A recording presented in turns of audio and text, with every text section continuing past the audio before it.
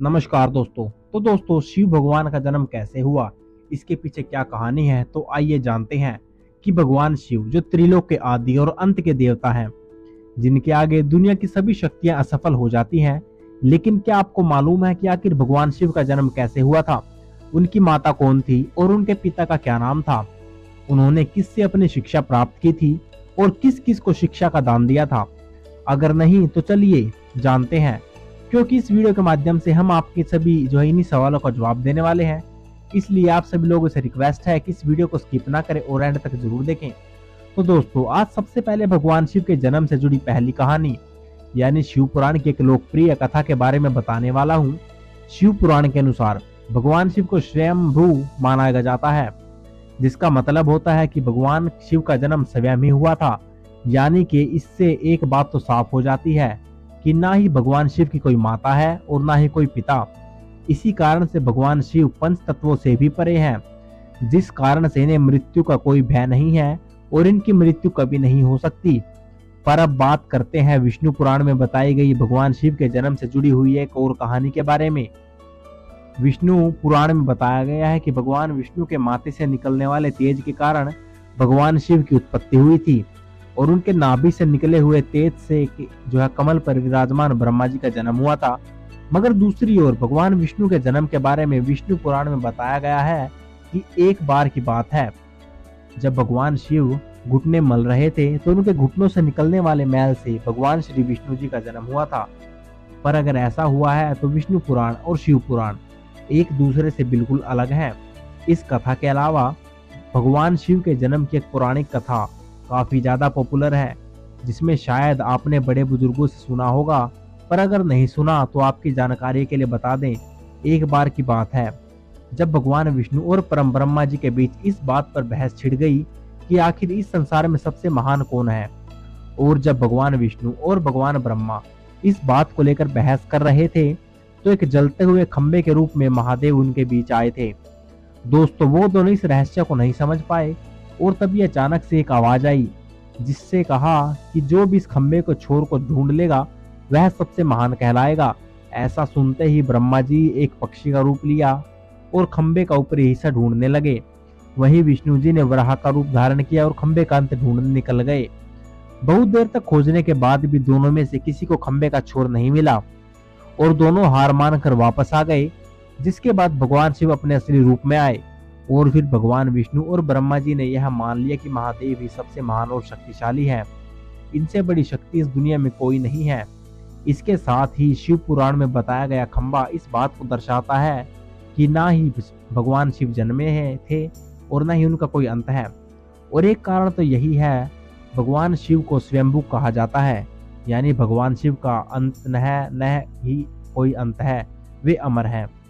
अब हम बात करते हैं भगवान शिव से जुड़े एक ऐसे विषय के बारे में जो सबसे ज्यादा प्रसिद्ध है कि क्या भगवान ब्रह्मा भगवान शिव के पिता हैं। जी हाँ, इनकी ये कहानी लोगों के बीच काफी प्रसिद्ध है।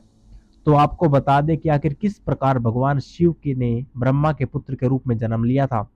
इसके पीछे विष्णु पुराण की एक पौराणिक कथा है, जिसके अनुसार जब धरती, आकाश, पाताल या कहें पूरे यूनिवर्स जो जलमग्न यानी पानी में डूबा हुआ था, तब भगवान विष्णु के अलावा कोई अन्य देव या प्राणी इस संसार में नहीं था। तब केवल विष्णु ही जल की सतह पर शेषनाग पर लेटे हुए नजर आ रहे थे। जिसके बाद उनकी नाभि से कमल की डंडी पर ब्रह्मा जी प्रकट हुए। जब भगवान ब्रह्मा और भगवान विष्णु इस जो है यूनिवर्स से संबंधित बातें कर रहे थे, तब भगवान शिव प्रकट हुए। इसके बाद ब्रह्मा ने उन्हें पहचानने से इनकार कर दिया। इस कारण से भगवान शिव रूठ गए और उनके रूठ जाने के कारण भगवान विष्णु ने उन्हें दिव्य दृष्टि प्रदान कर ब्रह्मा जी को भगवान शिव की याद दिलाई। जिसके बाद भगवान ब्रह्मा को अपनी गलती का एहसास हुआ और शिव को क्षमा मांगते हुए उन्होंने उनसे अपने पुत्र के रूप में पैदा होने का आशीर्वाद मांगा। जिस कारण भगवान शिव ने भगवान ब्रह्मा की प्रार्थना का स्वीकार करते हुए उन्हें आशीर्वाद दे दिया। लेकिन इसके बाद जब भगवान ब्रह्मा ने सृष्टि की रचना शुरू की तो उन्हें एक बच्चे की जरूरत पड़ी। तब उन्हें भगवान शिव का आशीर्वाद ध्यान आया, जिसके लिए भगवान ब्रह्मा ने तपस्या की और बालक के रूप में भगवान शिव उनकी गोद में रोते हुए प्रकट हुए। आपको बता दें, यह भगवान शिव के एकमात्र बाल रूप है। जब भगवान ब्रह्मा ने उनके रोने का कारण पूछा तो उन्होंने बताया कि उनका कोई नाम नहीं है, तब भगवान ब्रह्मा ने शिव का नाम रुद्र रखा, जिसका मतलब होता है रोने वाला। पर इसके बावजूद भी भगवान शिव चुप नहीं हुए, इसलिए ब्रह्मा ने दूसरा नाम दिया। पर शिव को वो नाम भी पसंद नहीं आया, फिर भी वे चुप रहे। इस तरह शिव को चुप कराने के लिए परम ब्रह्मा ने भगवान शिव को 108 नाम दिए, जो रुद्र, शर्व, भाव, उग्र, भीम, पशुपति, ईशान और महादेव जैसे नाम थे। और शिव पुराण के अनुसार उनके ये नाम पृथ्वी पर लिखे गए थे। इसके बाद बात आती है श्रीमद् देवी महापुराण की। तो श्रीमद् देवी महापुराण में भगवान शिव और माता पार्वती के बारे में जो बताया गया है, और कहा गया है कि भगवान नारद जी ने अपने पिता भगवान ब्रह्मा जी से पूछा कि सृष्टि का निर्माण किसने किया। साथ ही विष्णु भगवान और शिव उनके माता पिता कौन है। तब भगवान ब्रह्मा जी ने नारद को त्रिदेव के जन्म के बारे में बताया। जो बताया तो वाकई चौंका देने वाली बात थी। दरअसल उन्होंने कहा कि देवी दुर्गा और शिव स्वरूप ब्रह्मा के योग से ब्रह्मा, विष्णु और महेश का जन्म हुआ था। यानी प्रकृति का रूप लिए माँ दुर्गा ही हम तीनों की माता है, और ब्रह्मा यानी काल सदाशिव हमारे पिता हैं। इसके साथ ही श्रीमद् देवी महापुराण में भगवान विष्णु और भगवान ब्रह्मा के बीच हुए झगड़े की कहानी मिलती है, जिसके अनुसार एक बार श्री ब्रह्मा और विष्णु जी में झगड़ा हुआ और दोनों में बहस छिड़ी हुई थी। तब भगवान ब्रह्मा की सृष्टि को मैंने बनाया और मैं प्रजापति हूँ, जिसके बावजूद भगवान विष्णु जी ने कहा कि मैं आपका पिता हूँ, क्योंकि आप मेरी नाभि से निकले हुए कमल से पैदा हुए हैं। और धीरे धीरे यह बहस बढ़ती गई। दोस्तों, इसके बाद इन दोनों का झगड़ा सुनकर सदाशिव वहां पहुंचे और उन्हें कहा कि पुत्रों, मैंने ही तुमको इस संसार को बनाने और इसे संभालने के केवल 2 काम दिए हैं। इसी प्रकार मैंने शंकर और रुद्र को संहार और तीनों गति के कार्य दिए हैं। इसके बावजूद ही उन्होंने कहा कि मेरे 5 मुख हैं। एक मुख से आकार, दूसरे से उकार, तीसरे से मुखार और चौथे से बिंदु और 5वें मुख से नाद यानी कि शब्द निकले हैं। और इन 5 को एक साथ मिलाकर देखा जाए तो एक अक्षर ओम बनता है, जिसे आज हम सभी शिव भगवान के मूल मंत्र के रूप में जानते हैं।